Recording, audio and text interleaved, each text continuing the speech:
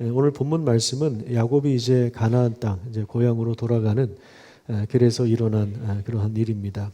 야곱은 형 에서의 칼을 피해서 부모의 집을 떠나 삼촌의 집에 가서 고생을 많이 했죠.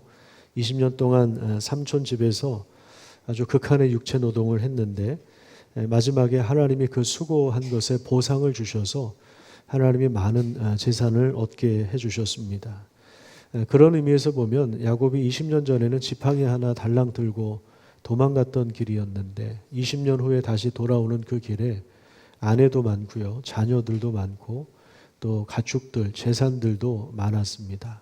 그러고 보면 이것을 이제 금이 환향이다, 이렇게 이야기할 수 있었을 것 같아요. 근데 이제 최대 걸림돌이 있습니다. 바로 형 에서의 존재이죠. 에서는 아버지 이삭의 축복을 받지 못한 뒤에 스스로 이 복을 얻기 위해서 집을 나갑니다.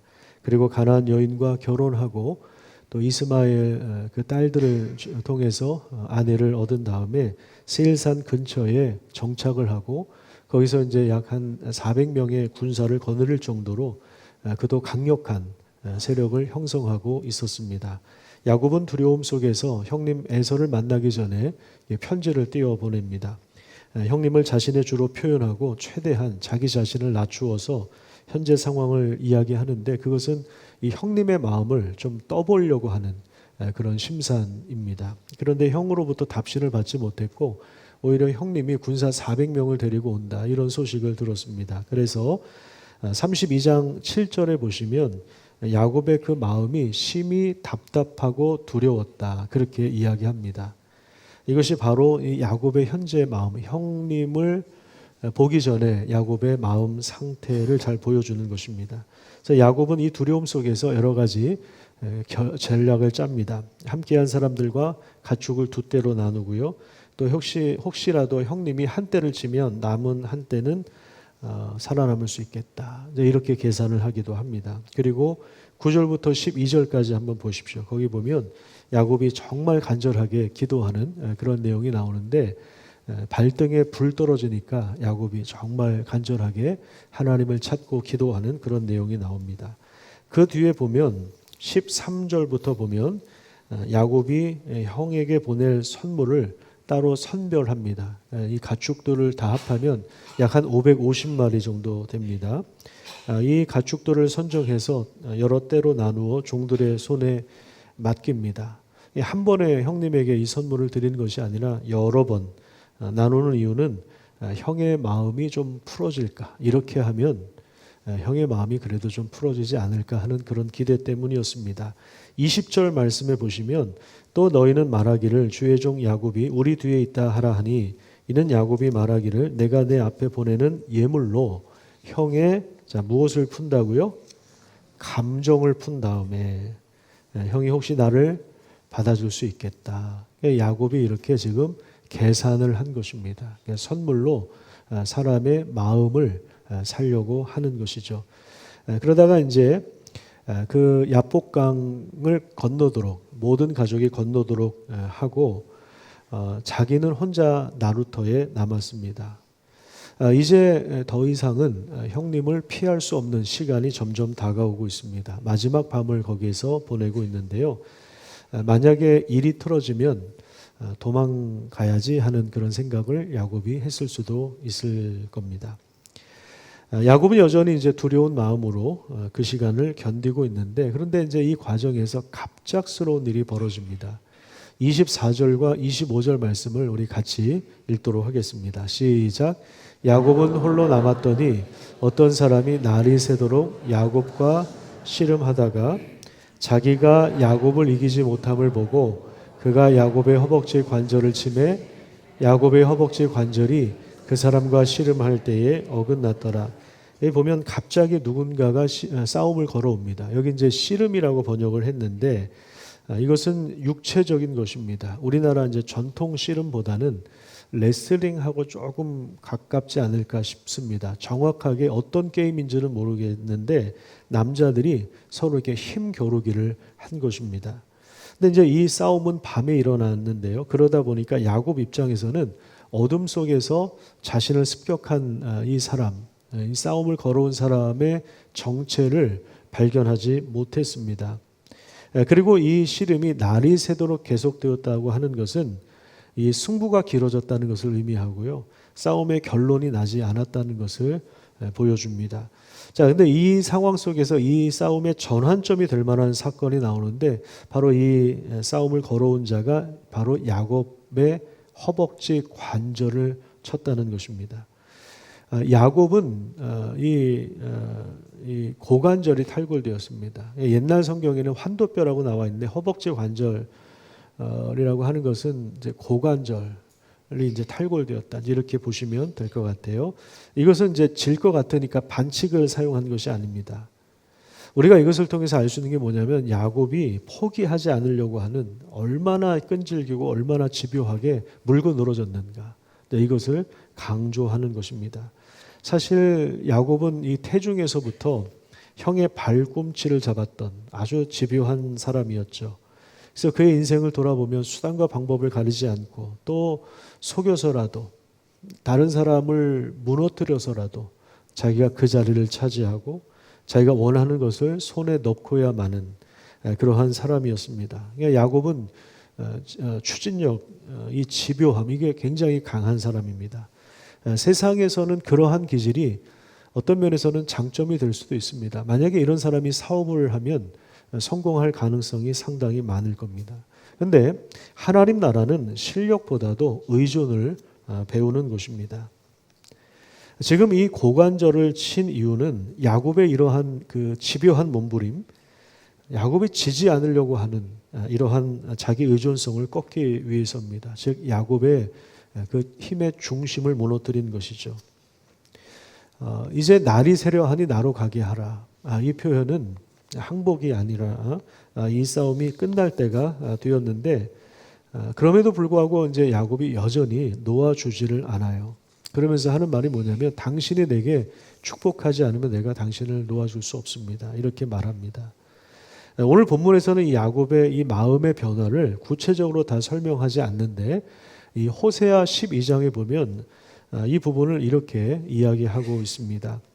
야곱은 모태에서 자기 형의 발 뒤꿈치를 잡았고 어른이 되어서는 하나님과 힘을 겨루되 그가 천사와 힘을 겨루어 이기고 울면서 그분의 은혜를 구하였다. 이렇게 말씀하고 있습니다.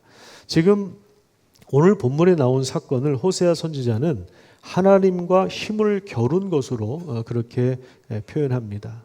우리가 조금 속된 말로 하면 야곱은 하나님까지도 이겨먹으려고 사람들만 이겨먹으려고 하는 것이 아니라 하나님마저도 이겨먹으려고 하는 그러한 것을 표현하고 있습니다. 근데 야곱이 이제 어느 순간 깨달은 거예요. 지금 싸움의 상대가 처음에 누군지 몰랐거든요. 어쩌면 형 에서가 보낸 자객이라고 생각할 수도 있었을 거예요. 그런데 시간이 지나면서 깨닫게 된 건 뭐냐면 이게 보통 사람이 아니구나. 신적인 존재라고 하는 사실을 알게 됐습니다. 그리고 이제 허벅지 관절이 탈골되었는데 그 이후에 울면서 여기 호세아 선지자의 표현에 의하면 울면서 축복을 달라고 간구한 것입니다. 처절하게 이 신적인 존재에게 매달린 것이죠. 그러자 이제 그 사람이 묻습니다. 너의 이름이 뭐냐? 그러니까 야곱이 자신의 이름을 대답합니다. 야곱의 이름이 뭐라 그랬습니까? 속이는 사람이거든요. 그러니까 지금 이 질문 때문에 야곱이 답변하는 이 내용 때문에 야곱은 자기 인생을 직면할 수밖에 없습니다. 자기가 그동안에 어떻게 살아왔는지 그것을 꺼내놓을 수밖에 없는 거죠. 왜냐하면 그것이 야곱의 이름 안에 고스란히 다 담겨 있었기 때문입니다.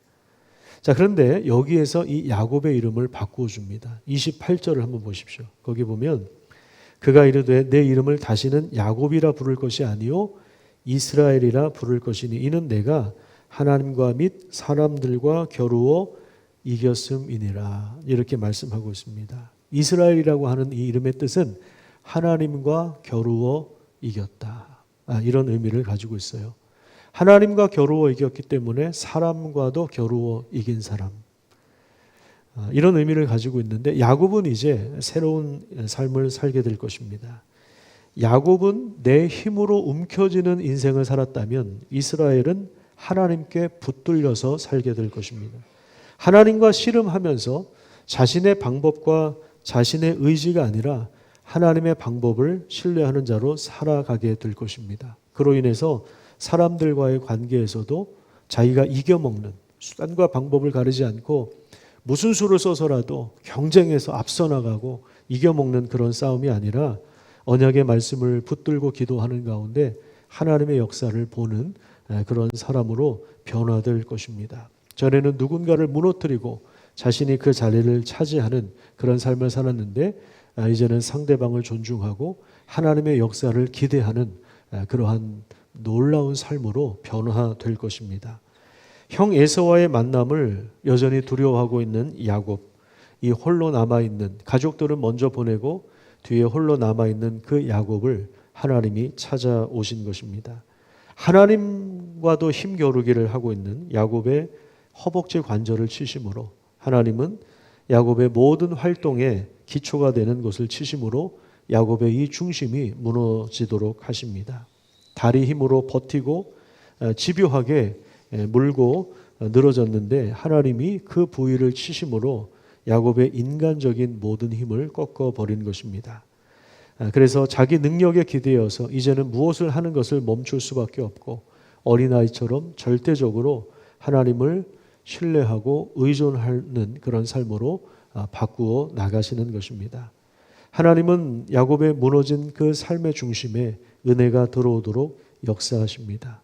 이제 아침 해가 떴고 야곱은 새로운 이름을 받았습니다. 야곱은 이제 절뚝거리면서 길을 가야 합니다. 형 에서를 만나도 이제는 도망칠 수도 없습니다. 다리를 절었기 때문이죠. 이것은 평생 야곱 인생에 지워지지 않는 흔적이 될 것입니다. 그런데 그 야곱의 아픔과 수치와 고통의 자리가 오히려 야곱을 겸손하게 만들었고 또 하나님을 기억하는 그 자리, 은혜의 자리가 되었습니다. 이 사건을 통해서 우리가 분명하게 알 수 있는 것이 있는데 그것은 바로 우리의 싸움이 눈에 보이는 혈과 육에 대한 싸움이 아니라고 하는 것입니다. 우리 에베소서 6장 12절 말씀 한번 볼까요? 거기 보면 우리의 씨름은 혈과 육을 상대로 하는 것이 아니에요. 통치자들과 권세들과 이 세상의 세상 주관자들과 하늘에 있는 악의 영들을 상대합니다. 여기 통치자들로부터 악의 영들, 이 대상들은 영적인 존재들, 영적인 악한 권세들에게도 체계가 있고 직급이 있다는 것을 말하고 있는 것입니다. 근데 지금 사도 바울이 이야기하는 건 뭐냐면 우리의 싸움은, 우리의 씨름은 눈에 보이는 혈과 육, 즉 사람을 상대로 하는 것이 아니다라는 거예요. 우리의 상대는 눈에 보이는 사람이 아니다, 이런 말입니다. 눈에 보이는 적이 최종 적이 아니다, 이 말이에요. 그럼 진짜 싸움은 무엇입니까? 그것은 바로 우리 보이지 않는 죄성이고요, 감춰진 우리의 두려움이고요, 또 우리도 모르게 막 숨기고 있는 거짓된 자아이고요, 과거의 상처이고요, 이 틈을 수시로 노리고 있는 사탄의 공격이라고 할 수 있습니다. 사실 우리가 우리 자신을 숨기고 살아갑니다. 다른 사람 앞에서 절대로 우리의 본 모습을 잘 드러내질 않아요.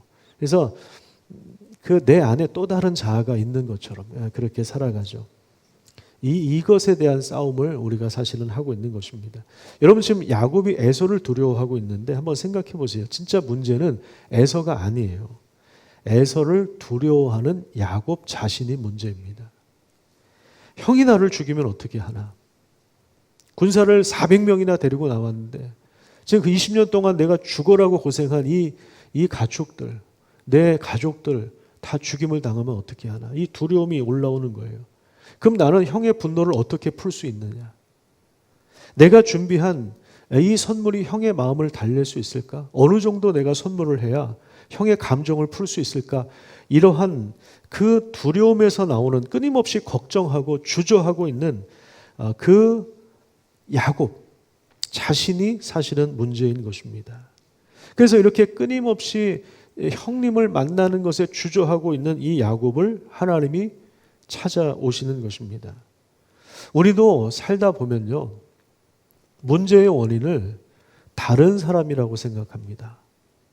내 가까운 가족이나 주변 사람을 문제의 원인이라고 이야기합니다. 당신이 문제야. 우리 부모가 문제야. 내 자식이 문제야. 돈이 없는 게 문제고, 내가 학력이 모자란 것이 그게 문제고, 내 집안 배경이 좋지 않은 것이 문제고, 이걸 문제의 근원이라고 여기는 거예요. 자꾸 남 탓을 하는 것이죠. 하지만 진짜 문제가 뭐냐면 우리 안에 있는 두려움이에요. 과거의 상처에서 나오는 분노이고요. 내가 누군가를 통제하려고 하는 욕망이고요. 누군가를 용서하지 못하는 마음이고요. 하나님의 방법보다 그 인간의 계산과 전략을 더 신뢰하는 마음이 사실은 우리의 진짜 문제입니다. 이거를 씨름해야 하는 거죠. 이거를 놓고 싸워야 되는 거죠. 우리가 씨름해야 될 영역이 바로 이런 부분들입니다. 그래서 야곱에게 있어서 문제는 에서가 아니라 하나님 없이 자기 힘으로 살려고 하는 야곱 자신이다 라는 사실을 우리가 이 본문을 통해서 분명히 확인해야 됩니다. 야곱은 에서를 만나기 전에 먼저 하나님과 씨름하는 이런 과정을 거쳤습니다. 그는 울면서 하나님께 매달렸고 나에게 복을 달라고 그렇게 간구합니다. 더 이상 자신의 방법이, 더 이상 자신의 전략이 통하지 않는다는 것을 알게 된 것입니다. 20년 동안 열심히 노력했습니다. 여러분, 야곱이 그냥 건성건성 대충 살았던 사람이 아닙니다. 진짜 잠도 제대로 못 자고 정말 주야로 성실하게 노동하면서 그렇게 자수성가한 사람입니다. 여러분, 이거 대단한 거 아닙니까? 미국으로 이민 가방 하나 달랑 들고 가가지고 20년 동안 밑바닥부터 시작해서 자수성가해서 금이환영해서 한국으로 돌아온다고 생각해 보세요. 그거 우리가 인정해 줘야 됩니다. 그 사람의 노력, 그거 인정해 줘야 됩니다. 그런데 아무리 자수성가해서 성공했다 할지라도 내가 20년 동안 노력해도 해결할 수 없는, 오히려 두려움이 가중되는 그 시간에 당신이 나를 축복하지 않으면 내가 당신을 보내줄 수 없습니다. 그 절박한 마음으로 기도하고 매달리는 거예요. 인간이 아무리 노력해도 할 수 없는 결정적인 문제 앞에서는 그 통하지 않는다는 것을 깨닫게 되는 것이에요. 그때 이제 자기가 무너지는 거죠. 거기에서 하나님을 만나는 것이고, 거기에서 새로운 정체성이 부여되는 것이고, 하나님이 우리에게 새로운 이름을 주시는 것입니다. 여러분, 그때에 에서와의 관계가 회복되는 것입니다. 33장으로 한번 가서 볼까요? 33장에 보면, 자, 1절부터 한번 볼게요. 야곱이 눈을 들어보니 에서가 400명의 장정을 거느리고 오고 있는지라. 이것이 사실은 이 야곱이 가지고 있었던 두려움의 실체였잖아요. 400명을 데리고 온다고? 눈에 보이지 않았지만 두려워했던 내용이잖아요. 별의별 생각을 다 했겠죠. 20년 동안 내가 죽어라 노력했는데 이거 한순간에 날아갈 수도 있겠네? 근데 이걸 진짜 보는 거예요. 400명의 장정을 거느리고 오고 있는지라. 자, 야곱이 어떻게 합니까? 그의 자식들을 나누어 레아와 라헬을 두 여종에게 맡기고, 그 다음에 여종들과 그들의 자식들은 앞에 두고, 레아와 그의 자식들은 다음에 두고, 라헬과 요셉은 뒤에 두고, 그 다음에 야곱이 어떻게 합니까? 자기는 그들 앞에서 나아갑니다. 가족들 뒤에 숨는 것이 아니라 가족들 앞에 나아가는 것입니다. 이게 지금 하나님을 만난 이후에, 하나님과 씨름한 이후에 야곱에게 일어난 변화입니다. 전에는 가족 뒤에 숨었어요. 전에는 남편 뒤에 숨었고 아내 뒤에 숨었어요. 그런데 이제는 가족 앞에서 나아가는 거죠. 그리고 형님 앞에서 진실한 모습으로 자신을 낮출 때 에서가 어떻게 합니까? 4절에 보면 에서가 달려옵니다. 달려와서 그를 맞이하여 안고 목을 어긋 맞추어 그와 입 맞추고 서로 울었습니다. 놀라운 반전이 일어난 것입니다. 여러분, 20년 동안 이 해묵은 틀어져 있는 관계로 있다가 평화를 이루면, 관계가 회복되면 얼마나 대단한 일입니까?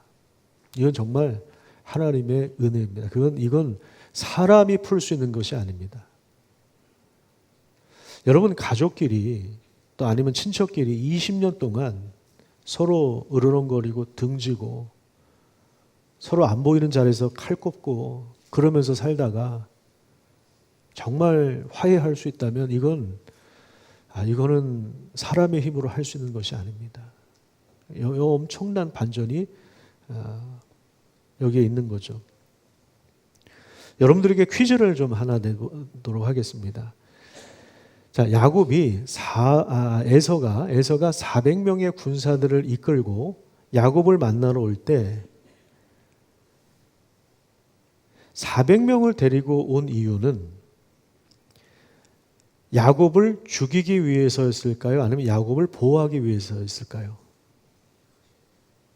여러분 어떻게 생각하십니까? 400명이나 데리고 왔다는.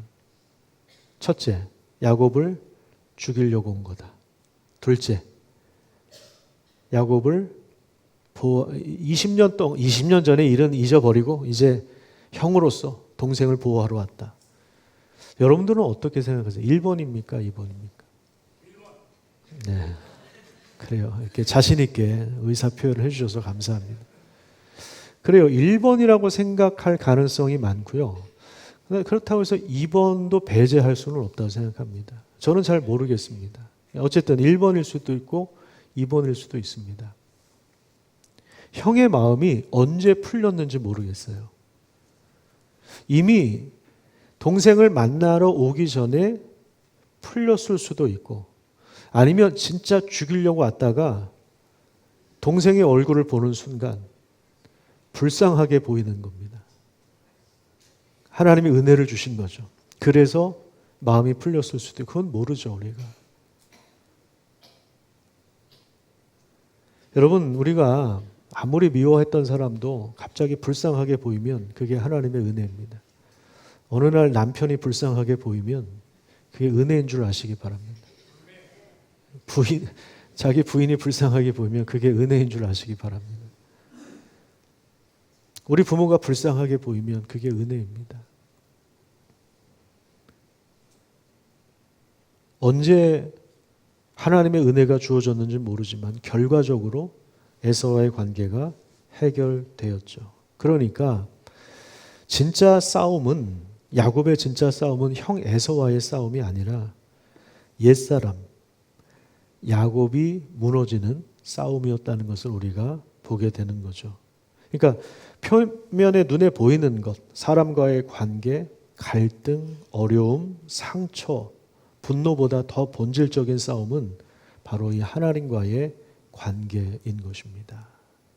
하나님과의 관계를 새롭게 할 때 인간의 문제들이 스르르 풀리는 경우들이 종종 우리에게 드러나죠.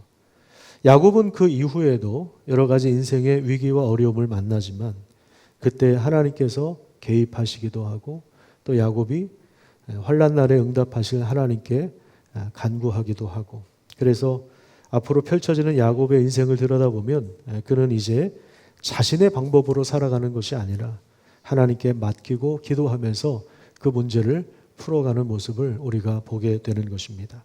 출애굽기 1장 5절도 한번 보도록 하겠습니다. 거기 보면 우리 같이 한번 읽어보겠습니다. 시작.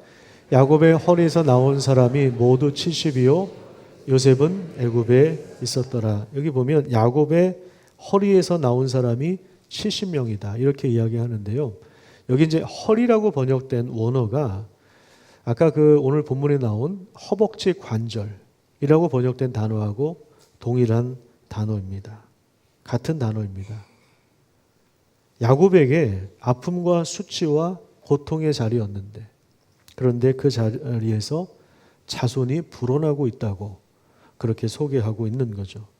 이스라엘 백성들이 애굽에서 하나님의 보호 아래 수백만 명으로 번성하게 됩니다. 거기서 민족이 형성됩니다. 나라가 형성됩니다. 야곱에게는 수치와 아픔의 자리였지만 그것이 하나님에게는 전혀 문제가 되지 않습니다.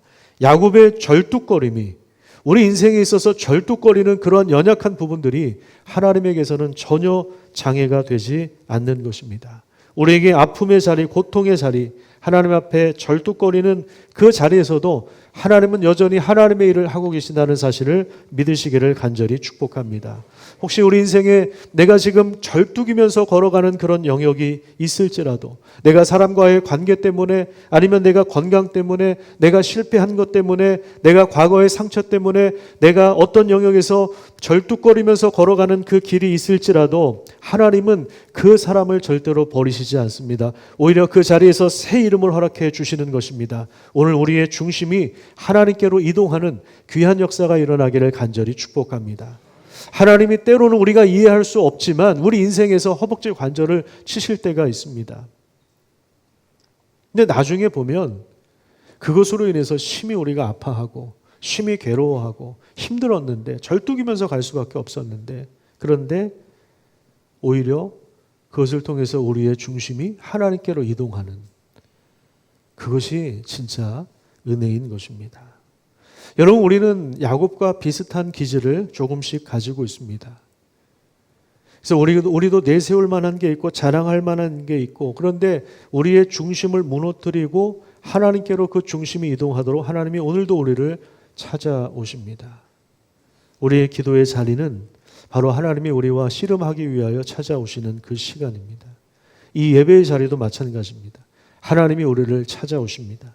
우리는 야곱처럼 늘 계산하고 늘 두려워하면서 살아갑니다. 그런데 하나님은 그런 야곱을 버리지 않고 찾아오셨습니다. 그리고 그를 붙들어 주셨습니다. 그에게 새로운 이름과 새로운 사명과 새로운 인생의 정체성을 허락해 주셨습니다. 예수님 안에서 하나님은 오늘도 우리를 정죄하지 않으시고 우리를 새롭게 하십니다. 기도의 자리에서 하나님과 씨름할 수 있는 하나님의 사람들로 서시기를 간절히 축복합니다.